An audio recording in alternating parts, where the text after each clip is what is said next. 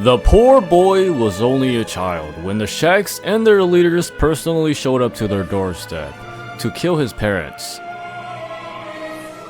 And now he's here, all alone, with nowhere else to go. He was a Shek, but if he returned to Squin or Admag, he'd be cut down on the spot. He remembered the ones who cut his horns, the ones who told him to run, boy, while he heard the anguish his parents were going through. This was Nohorn, a Shek boy without a home, without parents, and without anything to live for but revenge. He found himself near the edge of the swamp, a place he had no knowledge of. It was an intimidating place, a place many parent Sheks would tell horror stories about. Even so, despite the fear, Nohorn stepped into the unknown, into the green mist and towering foliage. The swamp was unlike anything he had ever seen, although the memories of how his parents died haunted him. Right now, running on his bare feet, and the new atmosphere distracted him from the emptiness threatening to consume him. Eventually, after wandering through deep waters and grass, he found himself at a hidden city, a place where strange folks and many different races came together. Shark. Nohorn instantly went to a familiar place, the bar, which is something even the Shek cities have. He met a man named Hamil, who shared tales of his lost loved ones, something Nohorn here could relate to. So the two decided to join forces, to eventually fight slavery and turn the Shek kingdom upside down. Although, you'll see, Nohorn ends up using slaves himself and doing something unforgivable to Hamil. The two, to earn money, decided to first labor for iron. This made them a couple of thousand, but instead of spending it to gather more recruits or food, Hamil, who was a fanatic about drugs, chooses instead to drop it all on hemp. Hemp is a drug in Kenshi, one that 99% of the population can't get enough of. Nohorn, who was still a boy, knew in order for him to get revenge, he needed money. Money meant recruits. It meant protection. It meant security. More importantly, it meant power. If hemp was the way for him to eventually bring the Sheks to their knees, he would gladly smuggle drugs into foreign nations. Now, while Nohorn and Hamil do this a couple of times, allow me to give you more details on what happened to Nohorn's parents and why he's so adamant about destroying the Shek kingdom. His parents, who were former warriors, glorious and victorious ones, until they were defeated in battle. Although they survived, the Sheks and his leader, Esta, cut the horns off his parents to permanently shame them for their defeat. After that, Nohorn was born on a secluded farm, far from the Sheks. His parents, who were exiled, built a life here. But many years later, a new rising power, who worked under Esta, discovered the farm, invaded it with a powerful force, forcefully entering the home and taking the lives of his parents, right in front of the young Nohorn. I'll get to that more, but check this out. Nohorn and Hamil had gathered a massive sum of 72,000 cats, which was way more money than they had ever seen in their entire lives. The reason why the smuggling operation went so well was due to Nohorn, who had no talent for battle, but had the great mind of a genius. He was able to easily create a path that allowed him and Hamil to avoid being eaten, while still getting there as soon as possible. If they kept doing this, they would eventually become millionaires. Nohorn, though, knew money wasn't enough. The Sheks were dumb, but they are strong. If he just used all of his money to gather weak troops, he wouldn't be able to last against even one Shek, let alone many.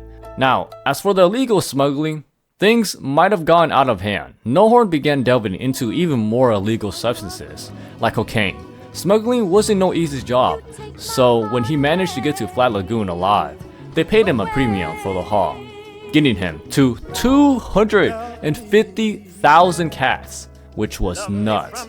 He wasn't even sure what to do with all that money. If he was a regular Shek, he would probably be spending it on hookers and cocaine. But revenge was on his mind, so he hired Chad as a bodyguard, purchased all materials he would need, gather as many recruits at Flat Lagoon for an exorbitant amount, then headed back to the swamplands to recruit more unemployed drunkards. This eventually amassed him a large team, which he gathered together to collect resources at a swamp shop. The most important resource was hemp. We needed hemp to make hashish. Yes, after seeing how much money drugs can make, Nohorn has decided to become a kingpin and start his own cartel that produces its own drugs right on the outskirts of Flat Lagoon. The place he was planning to set up base at was Shem, around a strange looking lake that he was using for something he had planned in the future once he had walls going. Now this place was crawling with dust bandits and big things, so Nohorn and his henchmen had to keep their eyes peeled. Nohorn first focused on building 2 huts and rearranging his men from working class to henchmen. Then he ordered the construction of a research bench and assigned Wall to begin researching many of the things they'll need, like storages, stone mining, and iron refinery. With a bit of time, he was able to get workers to begin mining stone and iron, as well as producing building materials that would be used to supply the construction of the greatest drug empire on the planet. Research Bench 2 was now needed, so a much larger building was constructed. But Nohorn's unpaid workforce was starving, so he headed off to Flat Lagoon and picked up some grub to fuel his men to work hard to expand and build. Chad was then sent out to gather more manpower. This base and war against the Sheks was going to require a lot, so he hired a bunch of mercenaries as well. The Research Bench 2 at the base was now ready. It was full of valuable books that would allow Nohorn to enhance his knowledge of technology, like the production and farming of hemp, which is the #1 thing on his mind. No, he wasn't a drug addict, this was just the only way he knew how to defeat his enemies. As the hemp farms were being built, a group of dust bandits appeared and began to demand money. Now, Nohorn did feel shaken by this. After all, he wasn't a fighter, he had never been. But he did have the brains and guts to lead his men. So for the sake of morale and display of his power and courage, he broke the dust bandit's jaw and sent him running. This was really scary. It could have turned bloody, but since it didn't, this boosted his reputation as the cartel leader and the leader of the rising nation in Shem. Now, I'm not too creative with names, so I named the cartel the Shem Cartel, and the nation, Sinda. With the production of hemp, more farms could be created in the future. Right now though, something needed tending to: his wallet. Nohorn gathered all the resources from his base and sold it off to a nearby way station's general store. This allowed him to buy tons of food for his boys and fuel the production of windmills in consideration for the base's design. Initially, the walls were going to hug the edge, but I realized if the water was shallow enough, enemies could just run along the side of it. You can all understand what Nohorn is doing by now. He's attempting to create a deadly trap, a trap that lures enemies into deep waters and bombards them with harpoons. After a while, the base's design was finally complete. All that was left was construction. Although, the problem was, things constantly attacked our workforce, like a horde of Chinese immigrants who caused us to have to leave our base.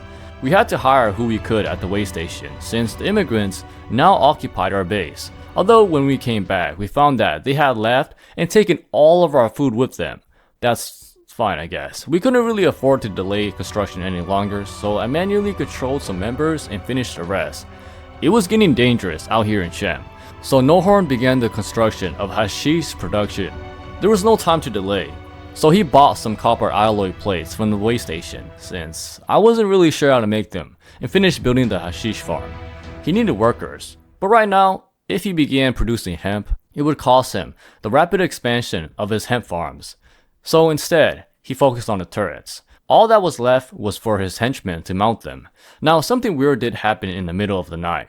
Some crazy homeless people with the stats of 100 each were screaming about the Queen's melons and laughing hysterically in the middle of a large body of water right in front of our base. I was really terrified to shoot them because they had the stats of Kalong and also they didn't seem to be hostile. So him and his slaves endured this. Now, the expansion of the hemp farms and hashish production was ramping up fast. So it's a good time to tell you guys the rest of the backstory of Nohorn, who originally wasn't called Nohorn. He was just a boy, like any other Sheks. But the day he lost his parents, something happened. Nohorn refused to run. When the Sheks attacked his parents and told him to run, boy. He instead stepped forward and challenged the leader of the Sheks to a duel. With nothing but a stick in hand, our boy Nohorn stood in front of the towering giant, Makai the Mountain. He was trembling, but something ignited in his soul. That wasn't a Shek warrior's fighting spirit, but a crimson red flame that marked a permanent image of the man in front of him into his heart. It was vengeance. Nohorn ran at the man, but the battle was short. He was cut down with one cleave of the Shek's mighty blade, falling onto the ground. Since he was still alive, Makai the Mountain decided to forever shame Nohorn and exile him, just like how they did to his parents. Nohorn's horns were removed, and he was forced to live with the knowledge of his defeat and his parents' torment. Revenge was the only thing that mattered. Makai the Mountain must die, no matter the means. The place's defense had become unbreachable. Not even a horde of dust bandits could reach its gates without being peppered with hundreds of arrows that did 100 damage each. Even better, Nohorn was able to recruit powerful bodyguards to assist him on his journey. It was the money he got from selling a massive amount of hashish he was producing in his drug empire. Although the man he started this with was forgotten and forced to serve as an underling beneath Nohorn. The place that was a refuge for outcasts and people seeking a purpose was turned into a slave camp that worked his people to death. No pay, no days off. Eventually, Nohorn headed to Flat Lagoon to gather equipment for his bodyguards. He returned and suited them up, before calling for more from the recruitment guild, but they scammed him out of 200,000 cats, as the recruits never arrived. This didn't stop Nohorn though. Currently, his troops didn't have any weapons, and only numbered 6. The rest were far too weak to even face a Shek in battle, even the weakest ones, so he decided to return to a place his enemies would least expect, Squin. They seemed to have forgotten him, as he was freely let in after being thoroughly searched by the guards. It must have been because his helmet hid his shame, his horns that were cut since childhood. Even now, he was young, but all the experiences and memories had made him into a man of hate. He used the Shek's ignorance to his advantage, and purchased the best armor, suited his men up, and bought the best weapons, and armed his men. Now it was time to jog the memory of these Sheks. Maybe with a little blood, they'll remember. It was now time. Attack them! Force them to yield to the cartel! The guards at the gates were now unconscious, but not dead. So to gather strength and numbers, we forced the fallen Sheks over to our side, drugging them with a ton of hemp and fighting alongside them to overtake the city. We went back to the hub to rest, before Nohorn led the charge back to fully clear the city. He then stocked up on military supplies, like sleeping bags and food. As we moved out towards Admag, we encountered a lot of enemies, but they were no match for the might of the cartel. Nohorn was using their own allies against them. When he said he'd do anything to take revenge. Eventually, he arrived in front of the massive fortress city, Admag. He deployed his forces to perform guerrilla warfare tactics to overwhelm his enemies. Then, he would send one man out to run into the city, into the large building where Esta and her invincible stayed, and lure them out to an ambush, while Nohorn distracted the crazy martial arts dude. The rest faced off against Esta and one of her royal guards. But this was a one-sided massacre. We were unable to even injure them. Our troops, despite using even the 100 Guardian against them, was no match. Nohorn's army did finally push through though. Her royal guards were now dead, and Esta was not alone. A few hits from our boys caused her arm to snap in half, stopping her from using her devastating sword that killed many of our men. We needed this victory. If we captured Esta, Makai the Mountain would be forced to come out from hiding and face Nohorn. Finally, Esta was defeated. Of course, there was no honor in this fight, and it was just luring and jumping stray Sheks. But in Nohorn's eyes, all that mattered was winning. Nohorn purchased a bunch of supplies and stole from Admag. It was now empty, so after a bit of rest to recover from the great battle, Nohorn led his boys to Squin. But to his dismay, Makai was not there. There was no one. It seemed like the Sheks were too scared to face his cartel. But maybe there was another explanation. Maybe they just needed the word that their queen had been turned into the holy nation. The only problem though, is this didn't work either. Nohorn still found the one responsible for cutting his horns and taking his parents away. Nowhere in Squin. So despite all the nights and days, the long tedious process of mass harvesting of drugs and thousands he sacrificed, Nohorn was never able to exact his revenge on the one who took everything away from him.